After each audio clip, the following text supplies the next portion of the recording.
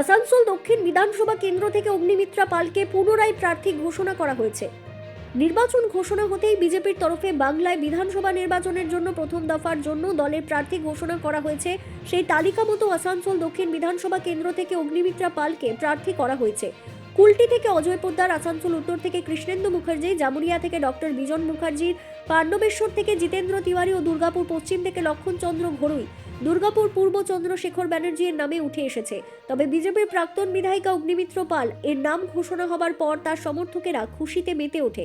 এই প্রসঙ্গে অগ্নিমিত্রা পাল বলেন, আমি প্রথমেই দলের শীর্ষ নেতৃত্বকে আবারও আমার উপর আস্থা রাখার জন্য ধন্যবাদ জানাতে চাই।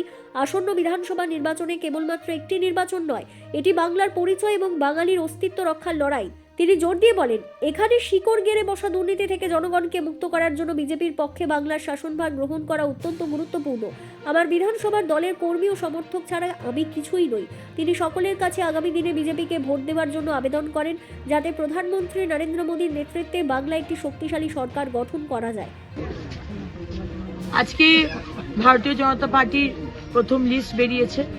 2026-এর আমাদের অস্তিত্বের লড়াইয়ের যে বিধানসভার ভোট, বিজেপির তরফ থেকে যে প্রার্থীর নাম বেরিয়েছে তাদের সবাইকে আমি গৈরিক অভিনন্দন জানাই, শুভেচ্ছা জানাই এবং আমার শীর্ষ নেতৃত্বকে আমি ধন্যবাদ জানাই যে আমার নামটাও তারা এই প্রথম লিস্টে রেখেছে আসানসোল দক্ষিণ থেকে।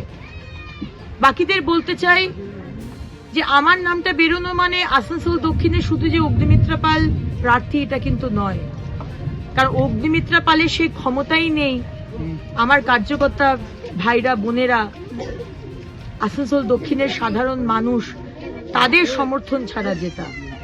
সুতরাং আপনাদের কাছে আমার হাত জোর করে নিবেদন, আগামী 2026-এর ভোট এটা একটা ইলেকশন নয়, এটা জাস্ট একটা বিধানসভার ভোট নয়, এটা কিন্তু বাংলার মানুষের অস্তিত্বের লড়াই। It's a matter of a survival. আজকে বাংলার সভ্যতা, ঐতিহ্য, ভদ্রতা, ইতিহাস সবকিছু মুছে দেওয়া হচ্ছে। আজ শুধু একটাই কথা যেটা বাজারে রয়েছে, সেটা তো তোলাবাজ, সিন্ডিকেট আর কাটমানি আর পরিবেশকে নষ্ট করে দাও। এটা হতে দেবেন না। পাশে থাকবেন, আপনাদের আশীর্বাদে, সবার আশীর্বাদে আসানসোল দক্ষিণ যাতে জিততে পারি এবং পশ্চিমবঙ্গে যাতে মোদিজির সুশাসনের সরকার হয়, এটাই প্রার্থনা করি সবার কাছে। ভালো থাকবেন। নমস্কার। কাজল মিত্রের রিপোর্ট, আসানসোল থেকে বিগ নিউজ বাংলা।